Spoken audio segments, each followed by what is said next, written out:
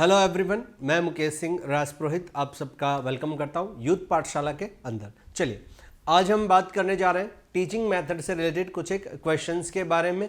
चलिए स्टार्टिंग करते हैं। ये वो क्वेश्चंस हैं जो प्रीवियस ईयर के एग्जामिनेशंस के अंदर आपसे पूछे गए हैं। सी टेट का एग्जामिनेशन ले, हरियाणा टेट का ले, या यूपी टेट का ले, या आपके राजस्थान टेट का भी ले।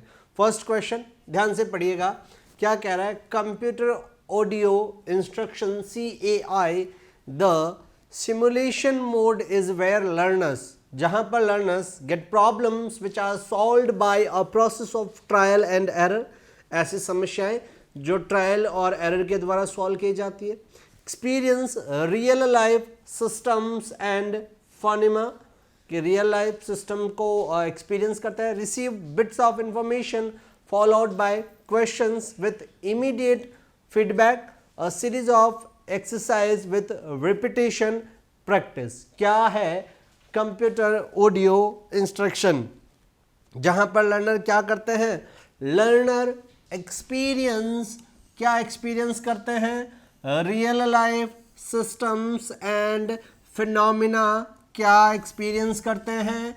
Experience real life systems and phenomena. अगला क्वेश्चन देखते हैं क्या कह रहा है।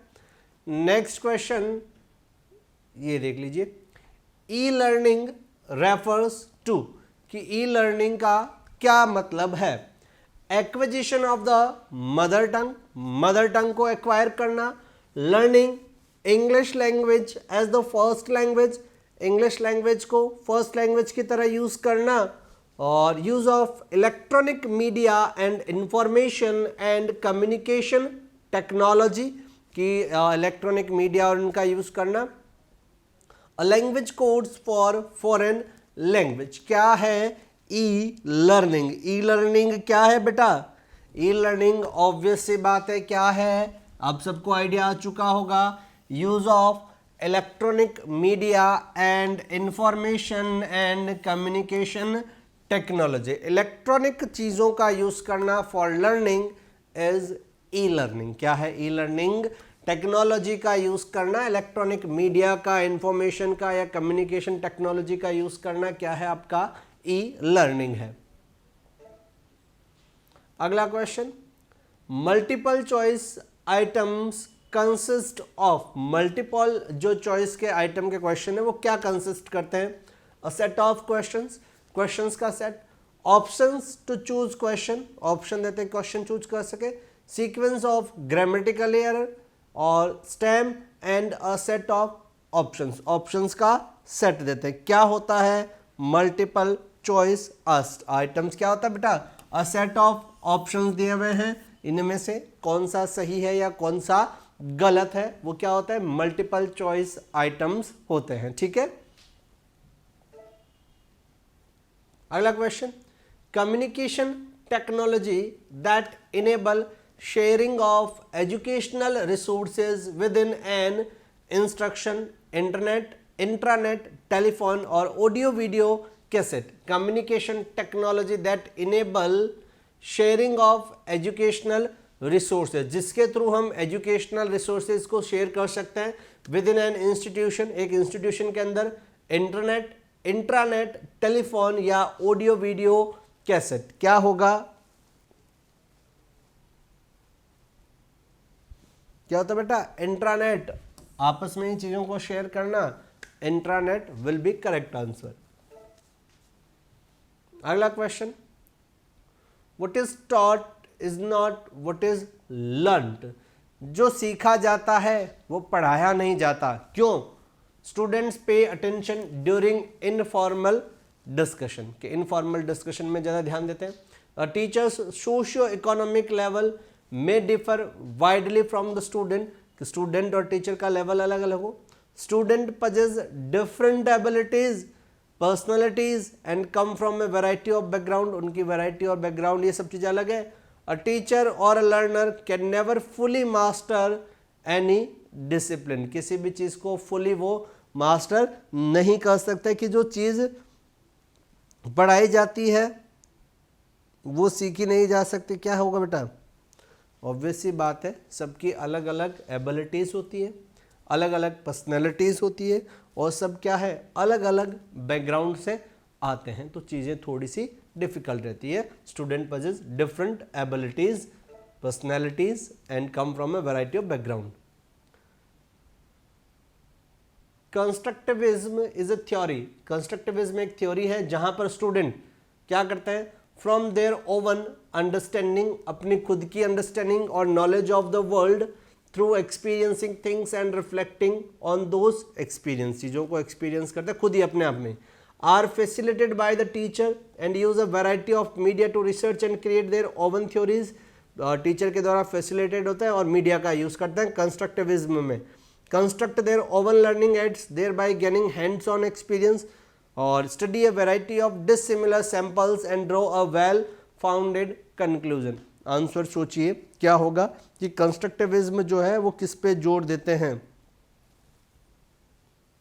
किस पे जोर देते हैं, फॉर्म देयर ओवन अंडरस्टैंडिंग. कि कंस्ट्रक्टिविज्म किस पे जोर देते हैं बेटा, खुद की अंडरस्टैंडिंग बनाओ और नॉलेज लो वर्ल्ड का through experiencing things and reflecting on those experiencing. वो क्या होता है बेटा, कंस्ट्रक्टिविज्म होता है. अगला question, learners are familiar with the, थोड़ा सा बड़ा हो जाएगा, अगला देख लेते हैं. Criteria of assessment is a or an general impression of a student's ability, assessment guideline, scoring key, question wise distribution of marks. क्या है criteria of assessment? assessment of criteria क्या है बेटा, इसलिए किया जाता है assessment. ऑब्वियस सी बात है, आपको सबको पता है क्या होगा बेटा, general impression of a student's ability. क्या करना है, स्टूडेंट की एबिलिटीज का जनरल इंप्रेशन लेना है. ठीक है, चलिए अगले क्वेश्चन की तरफ बढ़ते हैं. वाइल रीडिंग सिग्निफिकेंस इज, जब सिग्निफिकेंस पढ़ते हैं उसका क्या होगा, कॉम्प्रिहेंडिंग अ, वाइल रीडिंग के दौरान सिग्निफिकेंस क्या है, comprehending a sentence by putting together the meaning of its constituent words, conversion of message from into a diagram or table, arriving at the meaning of an unfamiliar word by reading other words in the sentence, recognize the message in a set of symbols. क्या होता है significance? significance क्या है बेटा, arriving at the meaning of an unfamiliar word by reading other words in the sentence. कि हमें एक word का मीनिंग नहीं पता है लेकिन हम क्या करते हैं, पूरे सेंटेंस के सेंस में उस वर्ड का मीनिंग निकालते हैं. वो क्या होता है, सिग्निफिकेशन करना. ठीक है, अगला question, affective factors in motivation are linked to student. Affective जो फैक्टर्स है मोटिवेशन में लिंक करते हैं, अंडरस्टैंडिंग सक्सेसेस एंड फेलियर्स. समझ पाए सक्सेसेस और फेलियर्स क्या है, ability to complete a language task, एक लैंग्वेज टास्क को कंप्लीट करने में, सर्वाइवल एंड सेफ्टी नीड्स क्या है, own perception of their ability. Affective factors in motivation are linked to students own perception of their ability, कि वो खुद की एबिलिटीज के परसेप्शंस को समझ पाए.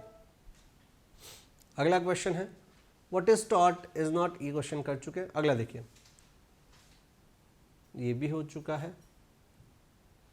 Iconic mode of learning is based on a system of using. Iconic mode of learning क्या है, different types of graphs, a variety of activities, symbols, images and diagrams. क्या है, iconic mode of learning is based on a system of using different types of graphs, a variety of activities, a variety of symbols or images and diagrams. Iconic mode क्या होता है बेटा, images and diagrams. क्या होगा iconic mode, iconic mode is images and diagrams. अगला question देखते हैं. And the next question is, which of the following will help, इनमें से कौन सा हेल्प करेगा लर्नर्स को टेक ग्रेटर रिस्पॉन्सिबिलिटी, कि वह रिस्पॉन्सिबिलिटी और लें फॉर देयर ओवन लर्निंग, अपनी ओवन लर्निंग के लिए। Controlled writing task, peer assessment, summative assessment, supervised reading sessions, कि वह अपनी जिम्मेदारियों को और समझ सके। इनमें से कौन सा रहेगा? ऑब्वियस सी बात है, कौन सा रहेगा बेटा इनमें से? समेटिव असेसमेंट के थ्रू वो अपनी जिम्मेदारियों को एंड में क्या उन्होंने सीखा है और किस तरीके का सीखा है, ये समेटिव असेसमेंट के दौरान हो जाएगा। ठीक है, अगला क्वेश्चन देखते हैं क्या कह रहा है। Next question is the main purpose of assessment is, assessment का मेन पर्पज क्या है? To give practice in writing, कि राइटिंग प्रैक्टिस के लिए राइटिंग में दे सके। To improve the teaching learning process, learning process को इम्प्रूव करें। To decide pass and fail, pass हुआ या फेल हुआ ये।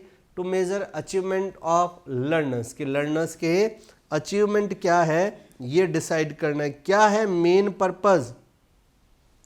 ऑब्वियस सी बात है, मेन पर्पज क्या है बेटा?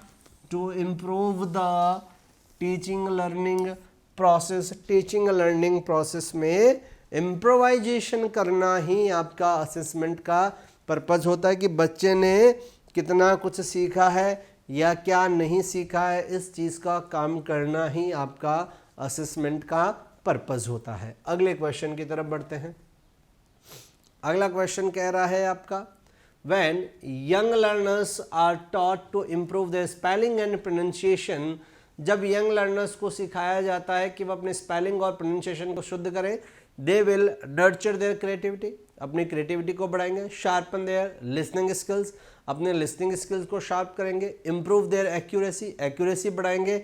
या इन्हेंस देयर फ्लुएंसी, या फिर अपनी फ्लुएंसी को बढ़ाएंगे जब उन्हें स्पेलिंग और पंचुएशन, सॉरी मैंने प्रोनाउंसिएशन कहा, पंचुएशंस की बात हो रही है।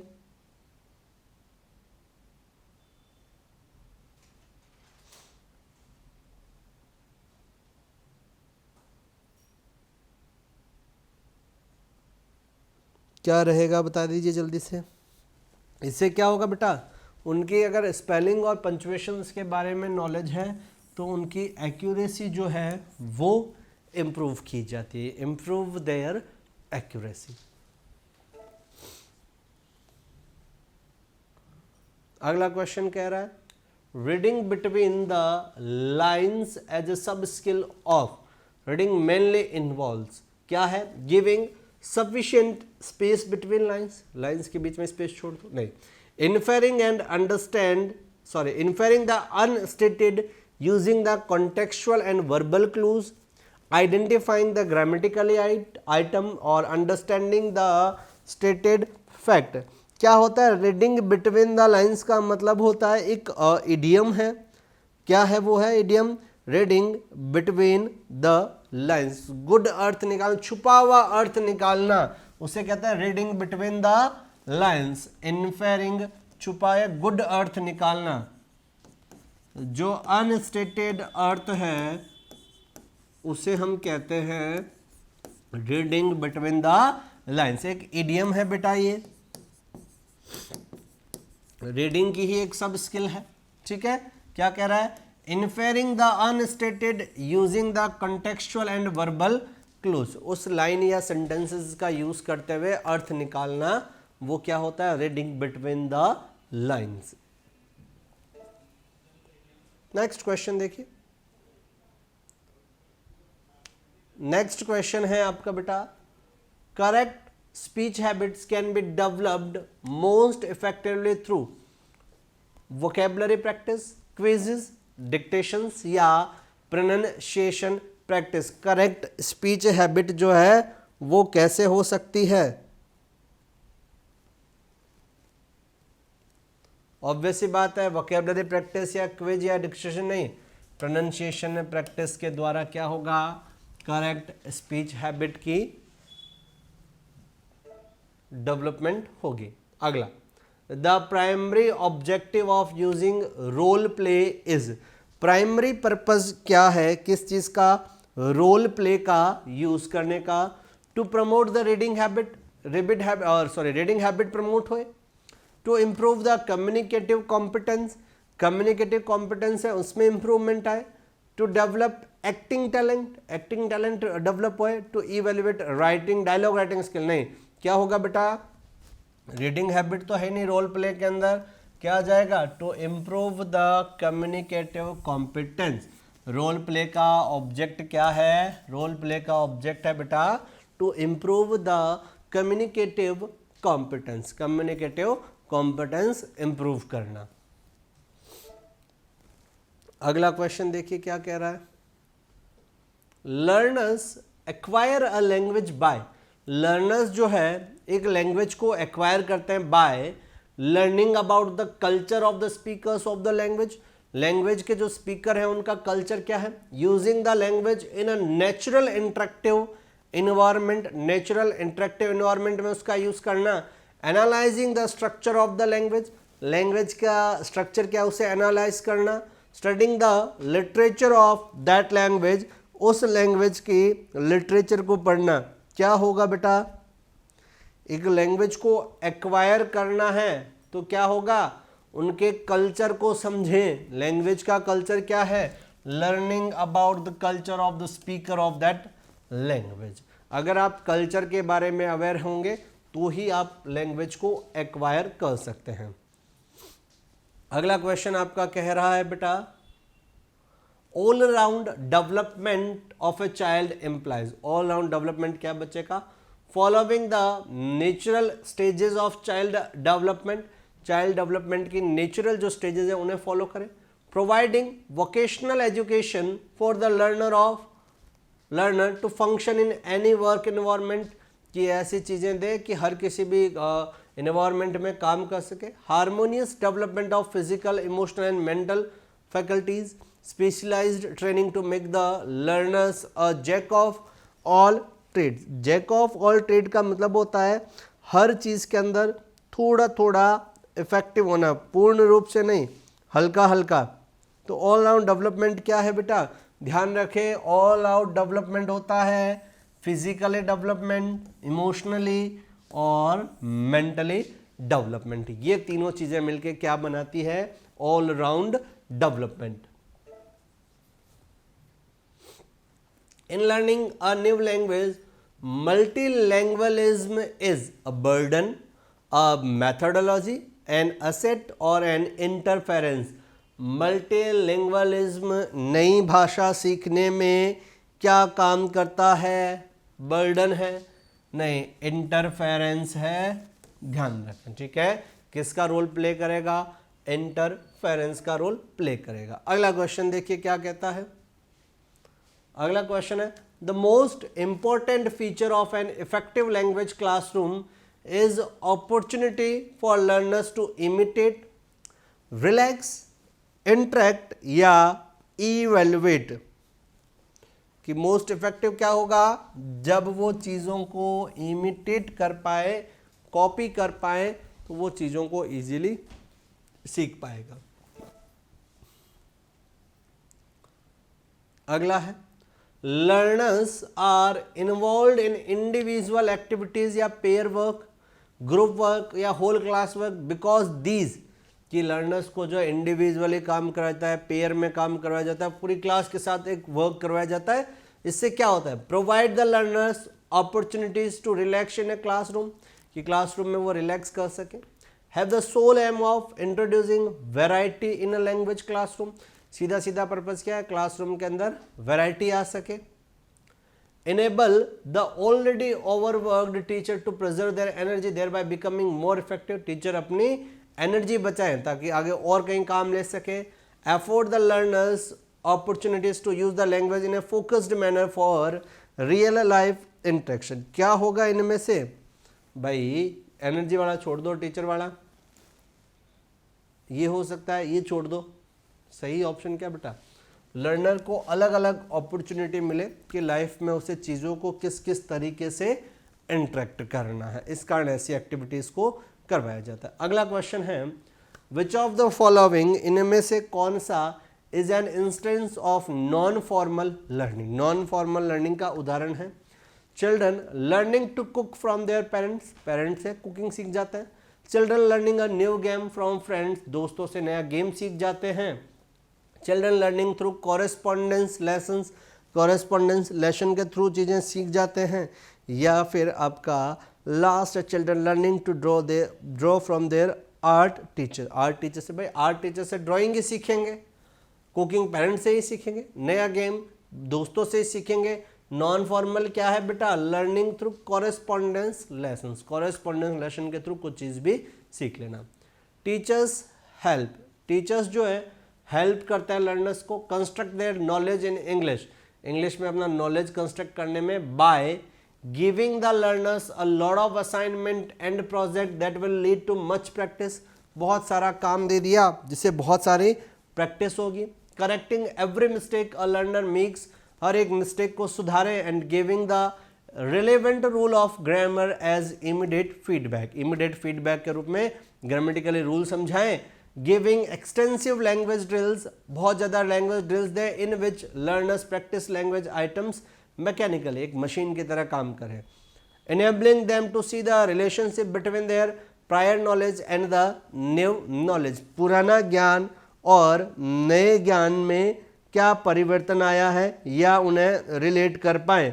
ऑब्वियस सी बात है, अगर बच्चे को ये समझ में आ जाएगा कि उसका पूर्व ज्ञान और अब के ज्ञान में क्या डिफरेंसेस आया है, तो वो चीज़ों को जो है बेटा इजीली सीख पाएगा। तो करेक्ट आंसर क्या है, enabling them to see the relationship between their prior knowledge and the new knowledge, पहले के ज्ञान में और अब के ज्ञान में क्या डिफरेंसेस आया है, वो अगर बच्चे को पता चले तो बच्चा जो है चीज़ों को इजीली सीख पाएगा। क्लियर है, ये कुछ एक क्वेश्चन जो है हमने डिस्कस किए थे। चलिए अगली क्लास के अंदर मिलते हैं। Thank you so much, have a nice day.